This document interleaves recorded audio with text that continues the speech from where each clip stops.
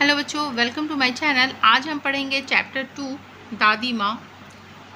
इस चैप्टर को मैंने यहाँ तक रीडिंग कराया है।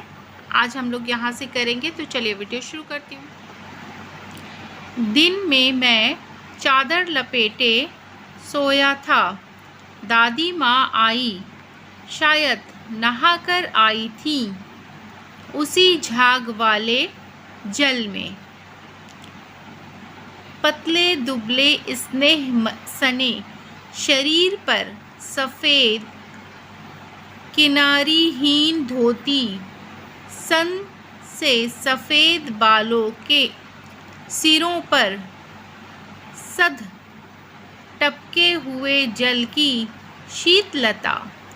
आते ही उन्होंने सर पेट छुए, आंचल की गांठ खोल किसी उद्देश्य शक्तिधारी के चबूतरे की मिट्टी मुंह में डाली, माथे पर लगाई, दिन रात चारपाई के पास बैठी रहती।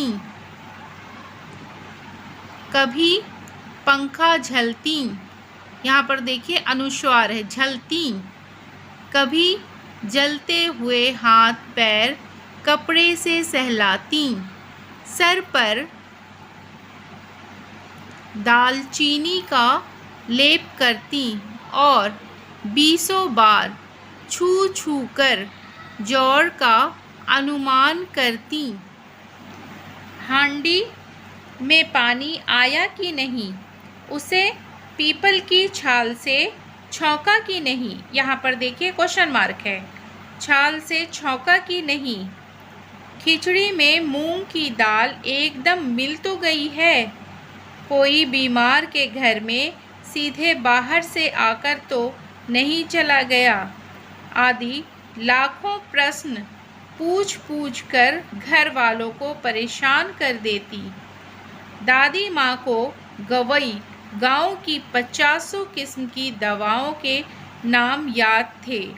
गांव में कोई बीमार होता, उसके पास पहुंचती और वहाँ भी वही काम, हाथ छूना, माथा छूना, पेट छूना, फिर भूत से लेकर मलेरिया, सरसाम, निमोनिया तक का अनुमान विश्वास के साथ सुनाती।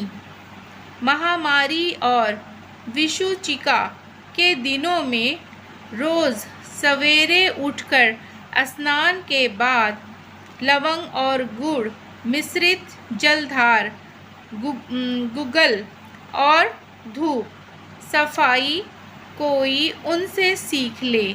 दवा में देर होती, मिश्री या शहद ख़त्म हो जाता, चादर या गिलाफ नहीं बदले जाते तो वे जैसे पागल हो जाती। बुखार तो मुझे अब भी आता है, नौकर पानी दे जाता है, मेस महाराज अपने मन से पकाकर खिचड़ी या साबू, डॉक्टर साहब आकर नारी देख जाते हैं और कुनैन मिक्सचर को शीशे की तिताई के डर से बुखार भाग भी जाता है, पर न जाने क्यों ऐसे बुखार को बुलाने का जी नहीं होता। किशन भैया की शादी ठीक हुई।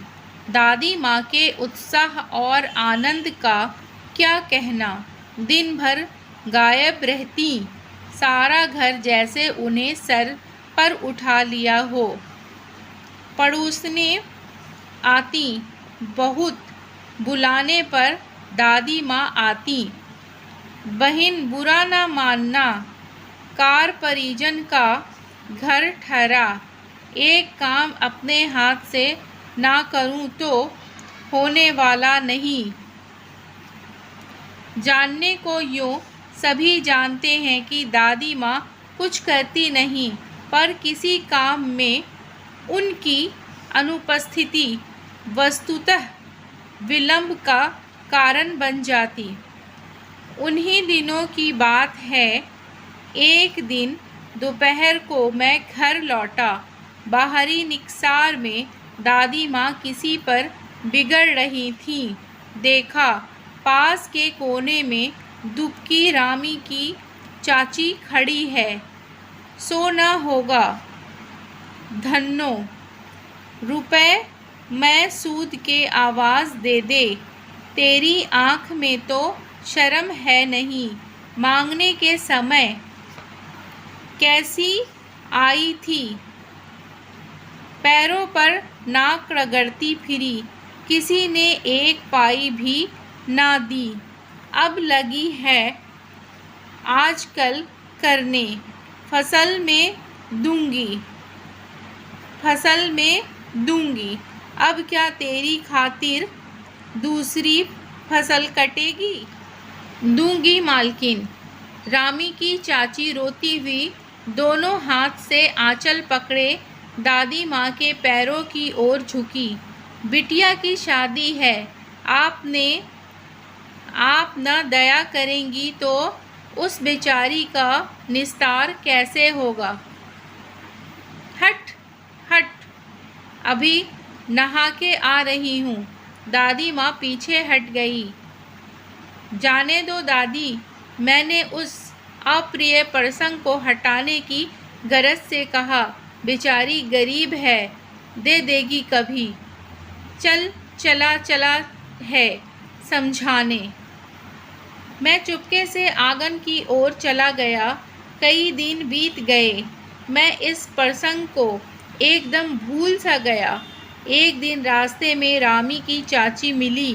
वह दादी को पूतो फलो दूधो नहाओ का आशीर्वाद दे रही थी। मैंने पूछा, क्या बात है धन्नो चाची?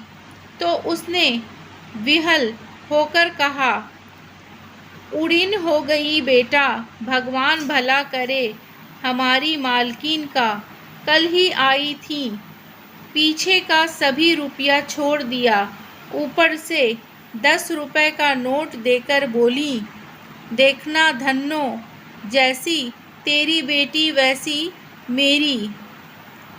10-5 के लिए हंसाई ना हो, देवता है बेटा देवता।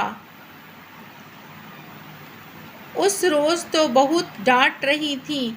मैंने पूछा, वह तो बड़े लोगों का काम है बाबू, रुपया देकर डांटे भी ना तो लाभ क्या? मैं मन ही मन इस तर्क पर हंसता हुआ आगे बढ़ गया।